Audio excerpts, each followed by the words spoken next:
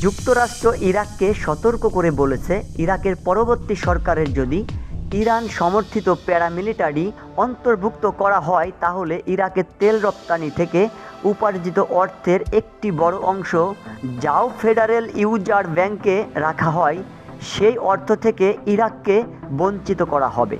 শুক্রবার আন্তর্জাতিক গণমাধ্যমগুলোতে প্রকাশিত বিভিন্ন প্রতিবেদনে বলা হয়েছে, গেল বছর নভেম্বরে ইরাকের নির্বাচনের পর থেকেই যুক্তরাষ্ট্র চাপ দিচ্ছে যেন ইরান সমর্থিত রাজনৈতিক এবং সামরিক গোষ্ঠীগুলো নতুন সরকারের অংশ না নেয়। এদিকে ফাইন্যান্সিয়াল টাইমসও একই কথা নিশ্চিত করেছে। 2003 সালের আগ্রাসনের পর থেকে ইরাকের তেল রপ্তানি আয়ের অর্থ যুক্তরাষ্ট্রে রাখা হয়।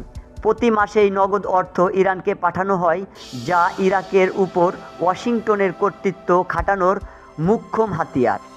এর আগেও ট্রাম্প প্রশাসন এ ধরনের পদক্ষেপ নিতে দ্বিধাবোধ করেনি।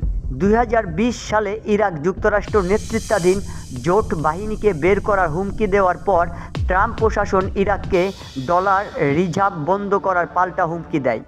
শুক্রবার রয়টার্স জানায়, যুক্তরাষ্ট্র তুর্কি রাষ্ট্রদূত জশোয়া হ্যারিস ইরাকি কর্মকর্তাদের এবং প্রভাবশালী শেয়ার নেতাদের সরাসরি ও মধ্যস্থতাকারীর মাধ্যমে এই হুঁশিয়ারি দিয়েছেন।